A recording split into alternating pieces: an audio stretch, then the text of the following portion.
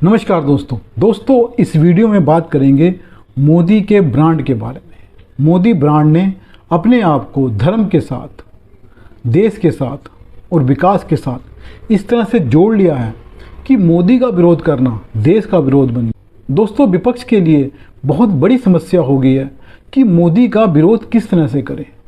जब वो मोदी का विरोध करने जाता है तो देश विरोध तक पहुंच जाता है। मोदी का विरोध करते करते वो सनातन का विरोध करता है, हिंदू धर्म का विरोध करता है, विकास का विरोध करने लग जाता है, राष्ट्रवाद का विरोध करता है। दोस्तों, ऐसा नहीं है कि हमारे देश का विपक्ष जो है वो देश विरोधी हो गया या हिंदू विरोधी है, क्योंकि विपक्ष के जो नेता हैं उसमें ज़्यादातर हिंदू हैं। लेकिन समस्या ये हो गई है कि मोदी ने अपने आप को हिंदू धर्म के साथ, देश के साथ इस तरह से जोड़ लिया है। जब ये लोग मोदी का विरोध करने जाते हैं तो विरोध करते करते धीरे धीरे वो वहाँ पहुँच जाते हैं जहाँ इनको नहीं जाना चाहिए। दोस्तों, इनकी जो समझ है, जो इनकी बुद्धि है, ये मोदी ने ख़राब कर दी है। एक तरह से इस तरह से घबराहट पैदा कर दी है, एक मानसिक संतुलन ख़राब कर दिया है, जिसके कारण इन्हें ये पता नहीं लग रहा है कि ये क्या करना चाहते हैं। ये खुद नहीं जानते कि ये क्या कर रहे हैं। ये जो काम भले के लिए करने जाते हैं उसमें इनकी बुराई हो जाती है। ये फ़ायदे की जगह नुकसान उठा बैठते हैं। दोस्तों, अभी हमारे देश में G20 का आयोजन हुआ है। बहुत ही सफल आयोजन हुआ है। सरकार भी नहीं सोच रही थी, उससे भी ज़्यादा सफल। दोस्तों, इस आयोजन के बहाने सरकार ने अपने देश की पुरानी संस्कृति, पूरे कल्चर को, इतिहास को, अपनी जो इकोनॉमिक पावर है उसको, अपनी पॉलिटिकल पावर को पूरी दुनिया के सामने रखा। देश की जो बड़ी शक्तियाँ थी, जो बड़े नेता आए थे, लगभग सारी बड़ी शक्तियाँ आई थी, उनके सामने रखा। दोस्तों, इस आयोजन के बहाने मोदी ने अपने प्राचीन ज्ञान विज्ञान को, जो हमारे देश का है, वो दुनिया के सामने रखा कि हम 1947 में पैदा हुए देश नहीं हैं। हम बहुत प्राचीन देश हैं और हमारा जो प्राचीन इतिहास है बहुत गौरवपूर्ण इतिहास है, समृद्ध इतिहास है। हम संपन्न देश रहे हैं।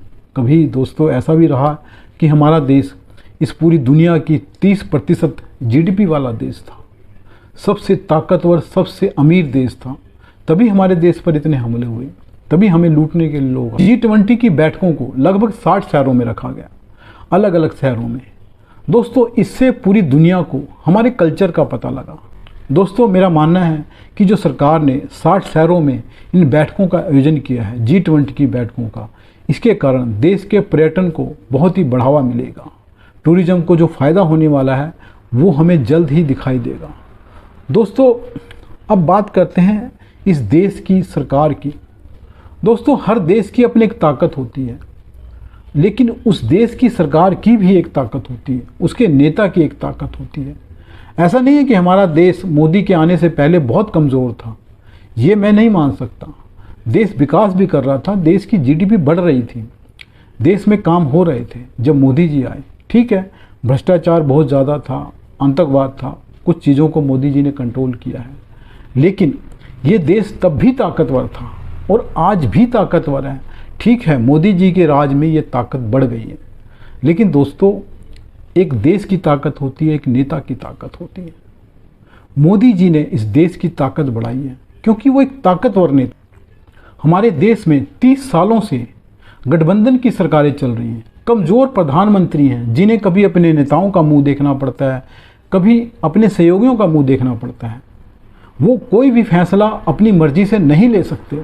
आपने मनमोहन सिंह जी का भी दौर देखा है, जिन्हें हर फैसले से पहले अपने नेता से पूछना पड़ता था, सोनिया गांधी से पूछना पड़ता था, तभी उनको रिमोट कंट्रोल वाला प्रधानमंत्री कहते थे। देवगौड़ा जी थे, उन्हें हर छोटी बात के लिए अपने सहयोगियों के पास जाना पड़ता था, वो कोई फैसला नहीं ले सकते थे।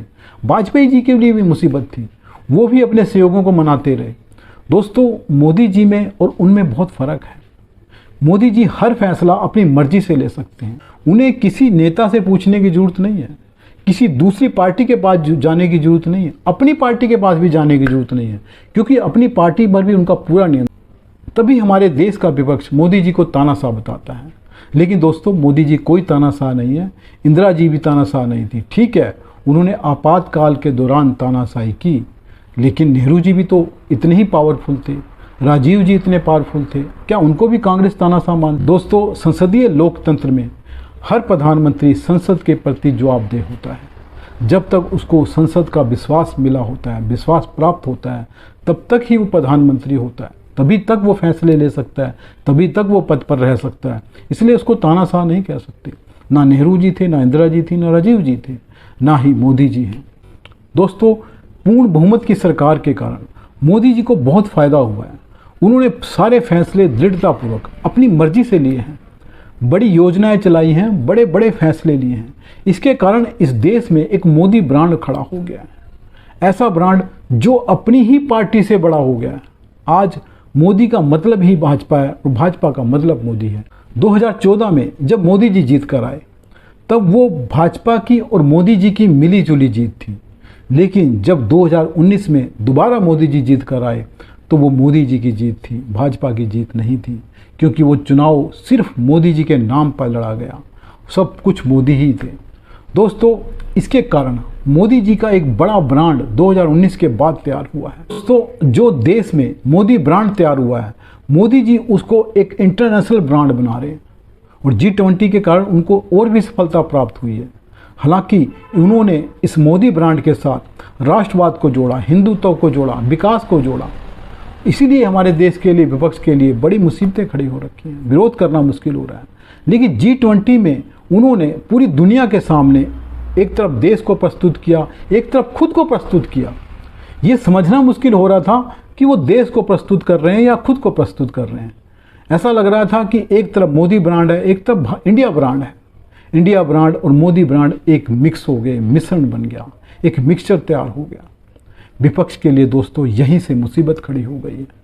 अब उसको समझ नहीं आ रहा है कि जो इस देश को इतनी बड़ी सफलता मिली है G20 के आयोजन से, जितनी बड़ी सफलता मिली है, हमने जिस तरह से जो डिक्लेरेशन था, लीडरशिप डिक्लेरेशन, उसको हमने सभी देशों की सहमति से जारी किया, सभी देशों ने हस्ताक्षर किए उस पर, किसी ने कोई ऑब्जेक्शन नहीं किया, किसी ने कोई नोट नहीं लिखा।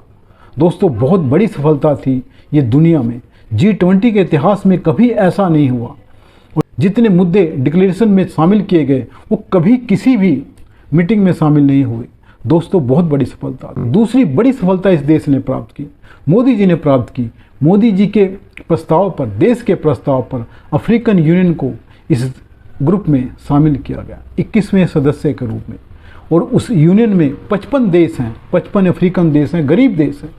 हालांकि वो अपने आप में गरीब देश हैं, लेकिन जब उनका ग्रुप बन जाता है तो वो ताकतवर हो। बेशक गरीब हैं, लेकिन इनके पास नेचुरल रिसोर्सेज बहुत ज़्यादा हैं और इनका शोषण किया जा रहा है चाइना के द्वारा। और जो ये विकसित देश हैं, यूरोप है, अमेरिका कर रहे हैं। लेकिन दोस्तों, भारत ने उनकी आवाज़ बनकर दुनिया के सामने खुद को प्रस्तुत किया और उनको इस ग्रुप में शामिल किया। दोस्तों, जो G20 में मोदी ने सफलताएं प्राप्त की हैं, वो मोदी ब्रांड को बड़ा करती हैं, वो एक इंडिया ब्रांड को बड़ा करती हैं। और इस तरह से मोदी ने अपने आप को इंडिया ब्रांड से जोड़ लिया है। विपक्ष की मुसीबतें यहीं से खड़ी होती हैं। उसको समझ नहीं आ रहा है कि वो मोदी का विरोध करे या ना करे। G20 के आयोजन में जो इस देश को सफलता मिली है, उसका जश्न भी विपक्ष नहीं मना पा रहा, उस पर एक तरह से दुखी दिखाई दे रहा है। और दोस्तों, जनता को संदेश जा रहा है कि आज का विपक्ष, देश का विपक्ष, इस देश की खुशी के साथ खुश नहीं है। ऐसा नहीं है दोस्तों, मैं नहीं मानता कि विपक्ष खुश नहीं है, विपक्ष भी खुश होगा। लेकिन उसकी मुसीबत यह है, अगर वो इस आयोजन की सफलताओं पर, उपलब्धियों पर खुशी जाहिर करता है, तो उसका श्रेय उसको मोदी जी को देना होगा। मोदी ब्रांड पहले ही बड़ा हो चुका है। अगर ऐसा विपक्ष करता है तो मोदी ब्रांड और बड़ा हो जाएगा। लेकिन विपक्ष जो कर रहा है, उससे जनता में यही संदेश जा रहा है कि विपक्ष देश विरोधी है, विपक्ष हिंदुत्व विरोधी है। सनातन का विरोध भी, जब से इंडिया जो गठबंधन है उसकी मीटिंग हुई है, मुंबई में जो मीटिंग हुई थी, उसके बाद से लगातार सनातन का विरोध हो रहा है। कभी कोई इसको एड्स बता रहा है, कोई कोढ़ बता रहा है, कोई मलेरिया, कोई डेंगू, कोई कुछ बता रहा है, कोई कुछ बता रहा है। कह रहा है इसमें लैंगिक समानता नहीं है, इसमें जातीय भेदभाव है। कुछ प्रॉब्लम है सनातन धर्म में, क्या सभी धर्मों में है, लेकिन ख़त्म करने की बात की जा रही है। वो सनातन जो कब से शुरू हुआ किसी को पता नहीं, उस सनातन को ख़त्म करने की बात की जा रही है। दोस्तों, मेरा मानना है कि हो सकता है कुछ विपक्ष के नेताओं को इस तरह की कार्रवाइयों से, इस तरह के बयानों से लगता हो कि उनको मुस्लिम समाज की वोटें मिल जाएंगी, हालांकि वो नहीं मिलने वाली हैं इस तरह की हरकतों से, क्योंकि वो पहले ही विपक्ष के नेताओं को मिलती रही हैं। अगर विपक्ष इस तरह की हरकतें करता है तो उसको कोई फ़ायदा नहीं है, क्योंकि जो वोट पहले ही उनको मिलने वाली हैं वो आगे भी मिलती रहेंगी। ऐसा कुछ उनको करने की ज़रूरत नहीं है। लेकिन जो अब हरकतें कर रहा है विपक्ष, सनातन धर्म को ख़त्म करने की बात कर रहा है, उससे उसकी वोटें ख़त्म होने वाली हैं, उसको बड़ा नुकसान होने वाला है। ये विपक्ष को सोचना चाहिए। हो सकता है साउथ के कुछ राज्यों में उसको फ़ायदा हो जाए, जो देश के दूसरे हिस्से हैं उसमें विपक्ष को काफ़ी नुकसान उठाना पड़ सकता है। लेकिन दोस्तों, विपक्ष की समझ को या अकल को हम कुछ नहीं कह सकते। मोदी ने कुछ ऐसा कर दिया है कि विपक्ष को समझ नहीं आ रहा है कि उसे करना क्या है। आपने देखा होगा, जब अचानक कोई चीज़ हमारे सामने आ जाती है, हम कोई गाड़ी चला रहे हैं, कार चला रहे हैं, स्कूटर चला रहे हैं, अचानक कोई चीज़ आ जाती है, कभी कभी हम ब्रेक की जगह एक्सीलेटर दबा देते हैं, क्योंकि हमारा मानसिक संतुलन उस समय बिगड़ जाता है। अचानक कोई चीज़ आ जाए, विपक्ष के सामने भी अचानक मोदी ब्रांड इतना बड़ा खड़ा हो गया है कि इसको समझ नहीं आ रहा करना क्या है। वो ब्रेक नहीं लगा रहा है, वो एक्सीलेटर दबा रहा है, वो लगातार अपना नुकसान उठा रहा है। दोस्तों, ये जो मोदी ब्रांड और इंडिया ब्रांड एक जैसे हो गए हैं, एक ऐसा मिक्सचर तैयार कर दिया मोदी ने कि विपक्ष के लिए मुसीबतें खड़ी हो गई। वो मोदी का विरोध करने जाता है, देश का विरोध करने शुरू कर देता है। मोदी का विरोध करने जाता है, सनातन का, हिंदू धर्म का विरोध करना शुरू कर देता है। वो मोदी का विरोध करने जाता है, डेवलपमेंट का विरोध करने लग जाता है। उसको इस देश की डेवलपमेंट नहीं दिखाई देती। उसको कहा जाता है कि देश में राजमार्ग बन रहे हैं, एयरपोर्ट बन रहे हैं, वो कहता कहाँ बन रहे हैं, उसको कुछ दिखाई नहीं देता। वो मानने को तैयार नहीं कि इस देश में IIT, एम्स की एक श्रृंखला तैयार हो रही है, सीरीज बन रही है। पूरे देश में हर राज्य में एम्स बनाए जा रहे हैं, IIT बनाए जा रहे हैं, IIM बनाए जा रहे हैं, मेडिकल कॉलेज खोले जा रहे हैं।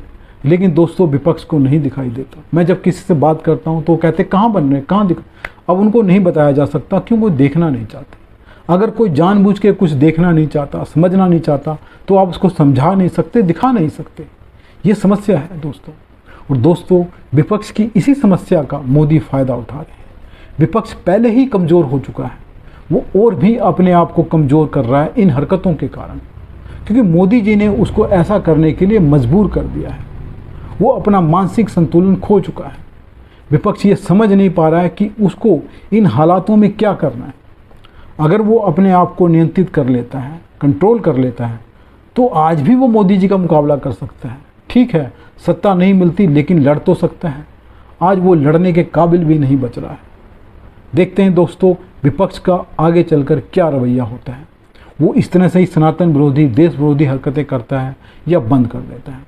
नमस्कार दोस्तों, अगर वीडियो पसंद आए तो लाइक करें, चैनल को सब्सक्राइब करें। धन्यवाद।